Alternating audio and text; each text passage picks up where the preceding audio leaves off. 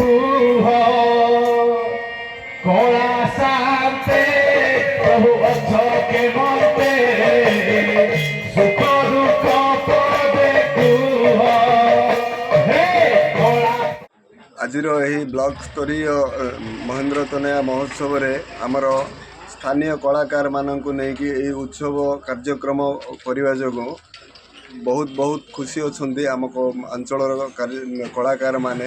ଏଥିପାଇଁ ମୁଁ ବ୍ଲକ ପ୍ରଶାସନକୁ ବହୁତ ଧନ୍ୟବାଦ ଜଣାଉଛି।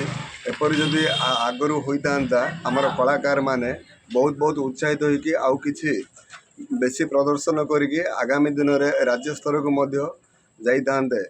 ଏଥିପାଇଁ ମୁଁ ବ୍ଲକ ପ୍ରଶାସନକୁ ବହୁତ ଧନ୍ୟବାଦ ଜଣାଉଛି। ଆଜି ମହେନ୍ଦ୍ର ତନୟା ଉତ୍ସବର ଦ୍ୱିତୀୟ ଦିନ ଏବଂ କଳା ସଂସ୍କୃତି ଉଜ୍ଜୀବିତ କରିବା ପାଇଁ ତୃଣମୂଳ ସ୍ତରରେ ଯେଉଁ ପ୍ରୟାସ ଜାରି ରହିଛି ଆପଣ କ'ଣ କହିବେ? ଦେଖନ୍ତୁ ଗଜପତି ଜିଲ୍ଲାର ଯେଉଁ ମହୋତ୍ସବ ମାହୋଲ ଆସିଛି ମଧ୍ୟରୁ ଆମେ ତ ଗଜପତି ଉତ୍ସବ ପାଳନ କରୁଛୁ। ଜିଲ୍ଲା ସ୍ତରୀୟ କାର୍ଯ୍ୟକ୍ରମ ଅଛି ଏବଂ ବ୍ଲକ ସ୍ତରୀୟ କାର୍ଯ୍ୟକ୍ରମ ଗୁଡ଼ିକ ମଧ୍ୟ ଗତ 8 ତାରିଖରୁ ଆରମ୍ଭ ହୋଇଛି ଏବଂ ଭୂଷାଣୀ ବ୍ଲକ ଯେଉଁଟା ପାରାଳକେଟ ଜିଲ୍ଲା ସଦର ମହକା ବ୍ଲକର ଆଜି ଦ୍ୱିତୀୟ ଦିବସ ବା ଉଦ୍ଯାପନ ଦିବସରେ ମହେନ୍ଦ୍ର ତନୟା ମହୋତ୍ସବ ପାଳନ କରାଯାଉଛି। ବହୁତ ଉତ୍ସାହ ଉଦ୍ଦୀପନା ସହିତ ସମସ୍ତ ଲୋକ ଆସିଛନ୍ତି।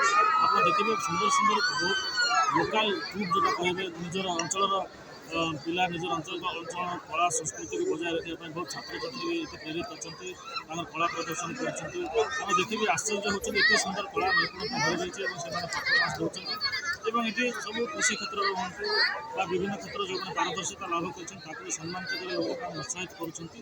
ସେଥିପାଇଁ ବ୍ଲକ ପ୍ରଶାସନ ଜିଲ୍ଲା ପ୍ରଶାସନର ନିର୍ଦ୍ଦେଶରେ ବହୁତ ସୁନ୍ଦର ଆୟୋଜନ କରିଛନ୍ତି। ଦେଖୁଛନ୍ତି ହଜାର ସଂଖ୍ୟାରେ ଆମର ଛାତ୍ରଛାତ୍ରୀ ବୁଦ୍ଧିଜୀବୀ ପୁରସ୍କୃତ ରହି ତାକୁ ଉତ୍ସାହ ଯୋଗାଉଛନ୍ତି।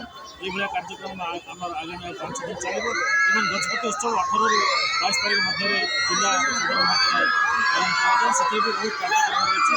ଜିଲ୍ଲାର ବିକାଶ କ୍ଷେତ୍ରରେ ଗଜପତି ଜିଲ୍ଲାର କାର୍ଯ୍ୟକ୍ରମ ରହିଛି। ବହୁତ ସୁନ୍ଦର ହେବ ଲୋକଙ୍କ ସହଯୋଗ ରହିଛି। ସେଥିପାଇଁ ସମସ୍ତଙ୍କୁ ଧନ୍ୟବାଦ ଜଣାଉଛି।